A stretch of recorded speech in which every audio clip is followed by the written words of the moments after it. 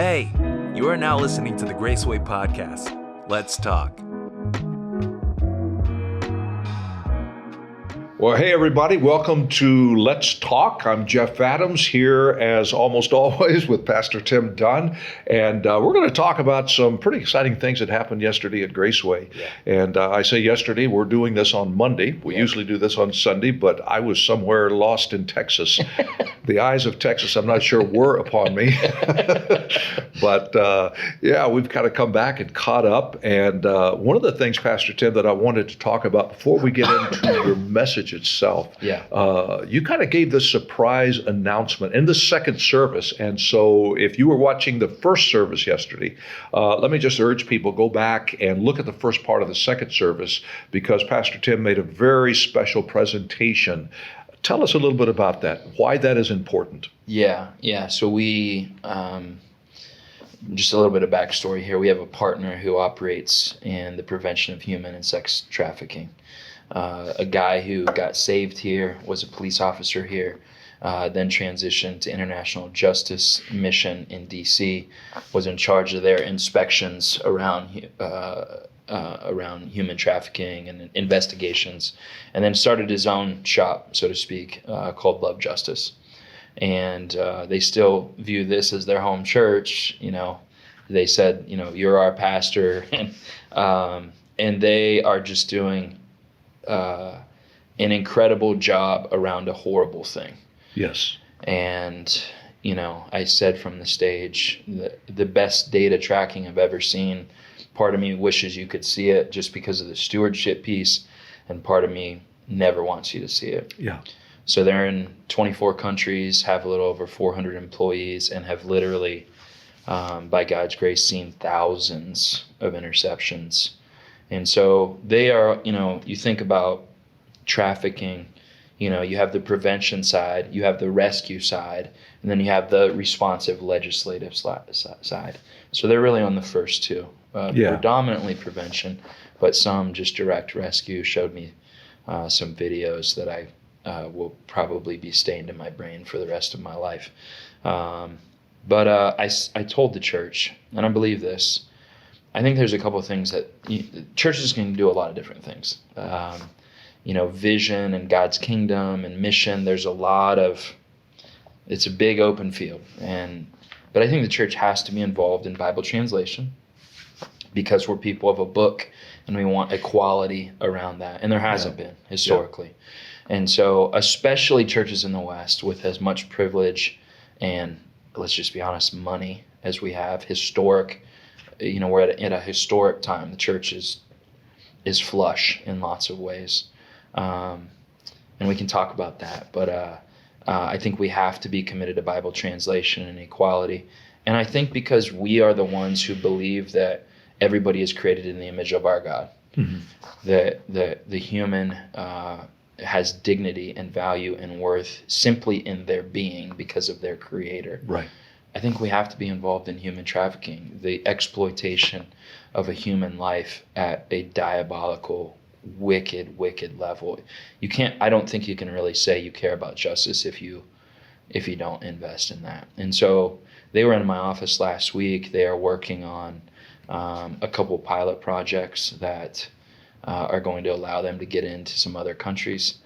And so they were going to be in our service, our second service.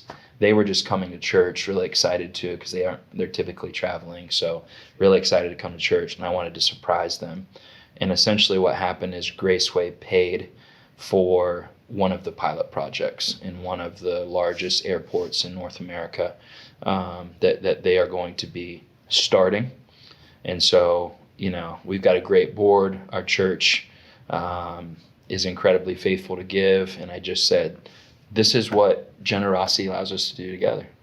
And so I pulled, I was walking around with a check. I don't always do this, so don't stop me on Sunday morning. Walking around with a check for $35,000. And they came to church, and I just let them sit in the audience, right, and kind of introduce them, that nobody knew they were there, and then just said, hey, because of your generosity, and pulled the check out, and it was pretty fun. That I got to see that Yeah. on the video since I was not here yesterday. Yeah.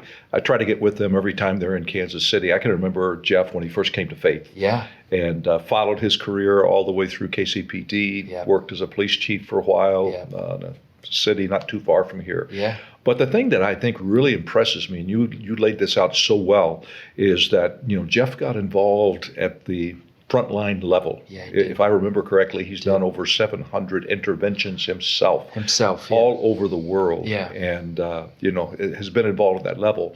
But I think it was that frustration. I think if you do just one or two of those would be enough for a lifetime for most people. That's right. Because of the nature of what they're doing. That's right. But he suddenly thought, why don't we prevent this from happening? Yeah. And human trafficking happens right under our nose, even here in mid-America. Yeah. That's a very gracious way to say, even here, especially here. Yes. Because yes. we're a point of transit in our Right. in our country, and we can get pretty esoteric here, but because of the grandeur of the gospel and the power of our God, we're able to operate in these really dark places because we believe that redemption is a real thing. And it doesn't just happen in, perfectly manicured rooms with the AC perfect. It happens in these, at these bus stops and in these brothels. And redemption isn't just for eternity. Redemption happens in flesh and blood. And we have to be about that. And Jeff is really unique. Not only does he have a skill set, but he really has a calling. I mean, to be operating in the ways that he is, it had better be at the level of calling. Yeah. And they are incredibly good at it. Yeah, they really are. I have lots of people talk to me. For a while there, I felt like almost every week I was having someone talk to me about sex trafficking.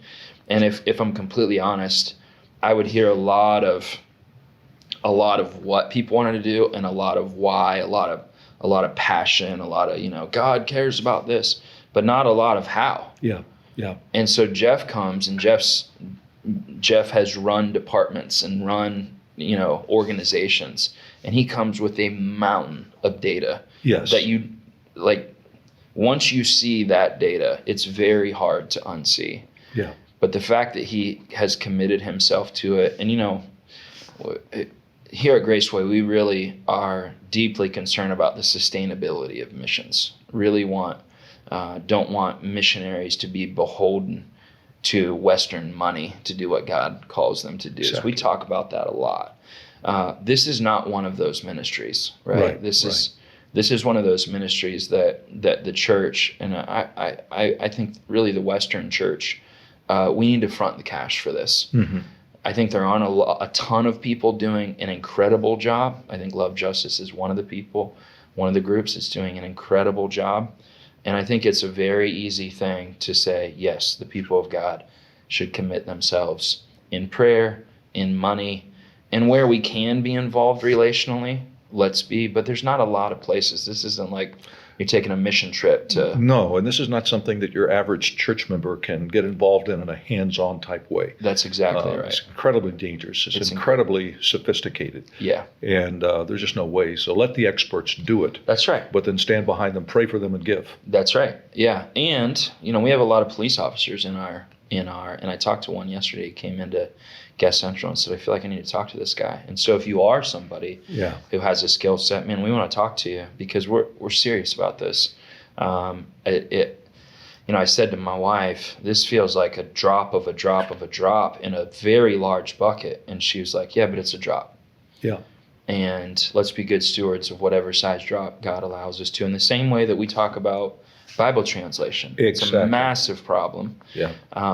But, I have said from the stage, and I believe this, we are not the center of the Christian world anymore. Right. We're That's not. true. Like the global South That's is just a the center. fact. That's just a fact. Yeah. Yeah. Like you're arguing against data if you think that we're still the epicenter of the Christian world. I do believe we can be the epicenter of the economics of the Christian world. But in order to do that, we have got to relinquish this demand for credit and control. Yeah. Have to. And just say, hey, like to God be the glory. In God's kindness, our church has been faithful to give. the faithfulness of this church. Our folks give, and this wasn't never my money. Yeah. And so of course I don't need the credit. I'm not trying to tell you how to run a human trafficking organization, right? Like, we just want to help. Yeah, exactly. And I get very, very, very excited about that, because I truly believe it's become very cliched. We are better together as long as you do you, and just let me help. I don't need control. I don't need credit. I don't need anything. I just want you to go do what you're called to do. I love the fact that the emphasis that I heard you say yesterday, that we want to make the Word of God available to all peoples. Yes. Which is a no-brainer. That's right. But at the same time, we want to be involved in things that celebrate God's design for human beings. That's right. And the respect of that. And at a time when so many evangelical churches in this country have become immersed in politics, fighting for my rights. I've watched you the last couple of years. You have taken stands on issues of justice, in terms of justice for all humans, regardless of color, ethnic background. Let's treat people with human dignity and respect. But what more glaring issue is there than kids and women and men who are being slave traded all over this planet? All over this planet. And if there's an issue that we could get involved in, that ought to be it. Yeah. Yeah. And it's been, you and I have talked about this, me trying to, use my little voice for issues of justice and human dignity and value. It's been very disheartening, the amount of criticism that I've taken for that, to be very honest with you. But I do feel like I like whenever God brings us into a place of clarity that, hey, if you're not with us on this, that's just it. How can you argue, regardless of whichever side of the political line you fall? That's exactly if you can't take a stand against human trafficking and slavery, that's right. I'm sorry, something is not connecting. Yeah. So I was, I'm always excited to preach. I'm always excited to be at Graceway and worship with. But yesterday, I was like, let's just get this first service over, man. I want to, especially because I knew that they had no idea coming in. Yeah. And I know what it feels like to feel like God's given you this burden to have this vision and have the gap be money, right? And I've worked with this couple for years on the backside, coaching them. Yeah. Because they've been trying to raise money. Right. Jeff found this very classy, amazing Mexican woman from a business background. That's right. And she's got the skills and the personality and the knowledge to be able to connect, but she doesn't understand church world. Right. And it's been very frustrating for them trying to get people to see a vision. I know. And so I can only imagine what they must have sensed yesterday. Well, so on I don't know, so Wednesday or Thursday, they're in my office, and they pull out the laptop, and it's and it gets to the spot. I'm like, okay, enough. Like, I get it. Yeah. And they've done that. It's for me, but it feels like to me at the time. And she said, I know that you guys value sustainability and communal blessing in the ministries you work for, and that's true. Yeah. Very perceptive to pick up on. Yeah. And the days of I go over and I plant an American church in Vietnam, those days are gone, y'all. Yeah. They are gone. They've been gone, but we've been continuing to support them. And so we have to be a church that, joins what God's doing in the world, not imposes models. That being said, she said to me, this isn't that. Yeah. I know that this isn't that. And I just need to say to you, this is my church and you're my pastor and we need your help. Yeah. And I was like, okay. Yeah. Exactly. I get it, and you and I both, this about me. I take being someone's pastor incredibly seriously, and so. But when somebody raises their hand and says, "You're my pastor," they immediately come under some unspoken covering, some unspoken tent for me, and whether that was the Spirit of God or she gave me an incredible sales pitch, I don't know, but I fell for it, hook, line, and sinker. And I'm very proud of them. I'm very proud of what they're doing and where they're going and the faith that it takes and the courage that it takes. And I'm just honored to be a part in any way. I just love the fact that we could spend some time and Let's Talk today to talk about this very important issue. Yeah. And it's more than just handing a significant check to a couple in a service. Right. It goes so far beyond that. Yeah, very much. But I also was so impressed, and we've got just a few minutes left, Sure. to be able to kind of rehash a little bit. For those of you that did not see the service this week, I not only urge you to go back and listen to Pastor Tim's message, but to listen to it a couple of times. Because what I heard you do was to take this portion of the Bible that people usually get lost in. Right. Leviticus and Numbers and Exodus and, the temple and the tabernacle and all that type of stuff and names and rules and regulations. Yeah. And you cut through that. That's right. And you really gave people a handle on how to see the Bible from Genesis to Revelation. Right. All talking about the temple. So let me just ask you a very basic question, because you said this at the beginning when you started speaking, that you want people to see Jesus and yourself in the tabernacle. Yeah. Unpack that just a little bit. What the appetite of people who haven't seen it, and maybe a review for those who have. Yeah. So, I've been saying that throughout this series. I want you to see Jesus and then yourself in that order. Mm-hmm. Because especially in the West, we look for ourselves, and if Jesus happens to pop into the picture, So you're looking for Jesus. But, with the tabernacle, it's borderline OCD, right, when you're reading it. Right. And you think, like, man, what does this have to do with me? Why should I care about this? But really what God is doing is he's kind of hearkening back to the garden. Whenever God brings the Israelites out of Egypt, pulls Moses up, and he says very quickly into the 40-day conversation, hey, y'all build me a sanctuary so that I can dwell in your midst. And I was really struck with that God, right on the heels of this display of his power, is like, okay, let me get as close as I can to you. And I had made the statement that redemption is always for a relationship, right? And that it really, the tabernacle's blueprint was the garden, the temple's blueprint was the garden, and it culminates with Jesus, because the tabernacle and the temple were temporary and could be destroyed. And when the temple gets destroyed, the power and the presence of God is gone. Yeah. Jesus comes and reveals himself full of grace and truth, right? John 1. And then when Jesus leaves, he says, I'm not leaving you without. I'm sending you the Holy Spirit. And then the Holy Spirit is the one who delivers us into glory. And so we're really the first generation of faith, the church is, that once we enter into relationship with Jesus, we are never without the presence of God for the rest of eternity. Yeah.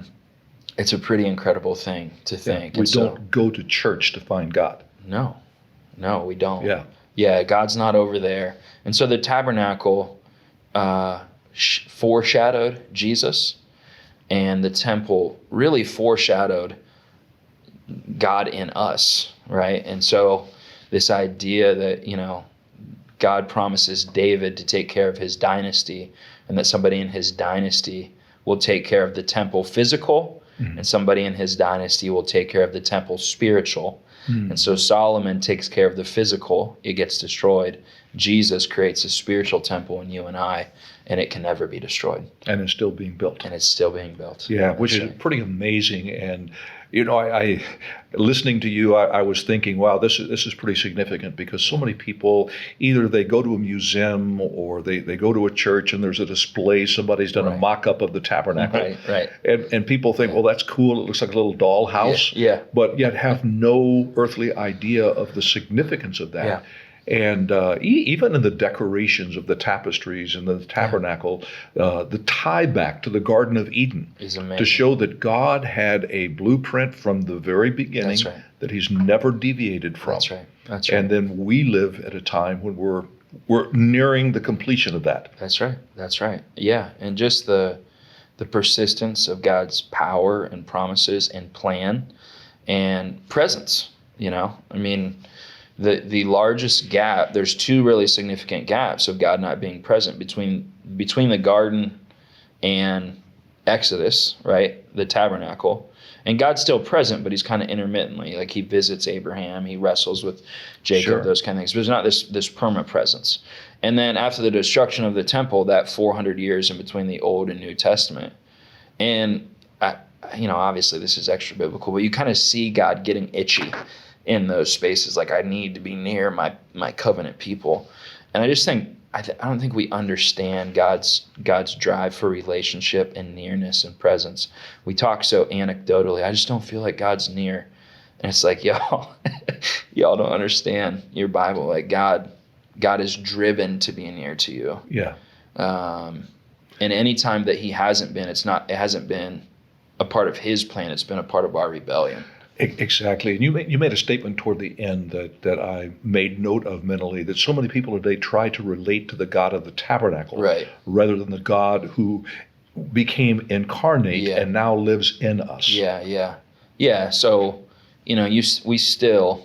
we think about church as the place that you go to visit God. And we don't, if you stop somebody and said, do you think God's in there? You'd probably get this weird look. But we still think about church as a place. We don't think about ourselves as the temple. We still view the pastor as the one who intercedes for us, and he's the one that really has the special connection to God. We still are very kind of rigid around God's happiness is tied to my ability to follow the rules. Yeah. And we don't think about ourselves. When Paul says, "Hey, remember you're a temple," he's saying you're a holy place. Right. He's saying that God himself is present in you, and God chose to do that. Yeah. God initiated that. God did it in his grace, and we just don't think of God. I don't think we think of him with that type of. Well, we use those passages intimacy. to shame ourselves and load ourselves with guilt, We do. rather than seeing Yeah. the obvious and the purpose. That's right. God's saying, no, I set you apart That's to right. be special to me. That's right. Because I want to have this relationship That's with right. you. That's right. Wow. Well, that's probably a decent spot to kind of shut things down today. But again, I want to say to you that if you did not hear this message on the tabernacle, let me urge you, let me beg you, go back and listen to it. Listen to it a couple of times, because what it will do, it will help you to understand how the entire Bible fits together, how the timeline of history fits together. It's incredibly important. Also, it's important to remind you that the Let's Talk podcast is available wherever you find your podcast, whether that's Google or Apple or Spotify, whatever it may be. And let me just ask if you would to subscribe to the podcast. That way you'll be notified when new episodes come out weekly. And if you could just like us or leave a review and help us to extend the reach a little bit. We are reaching people many different places around the world, which is kind of fun. But thank you for being with us today, and we'll look for you on our next episode next week. Thanks for tuning into the Graceway Experience. Hope we can talk again sometime.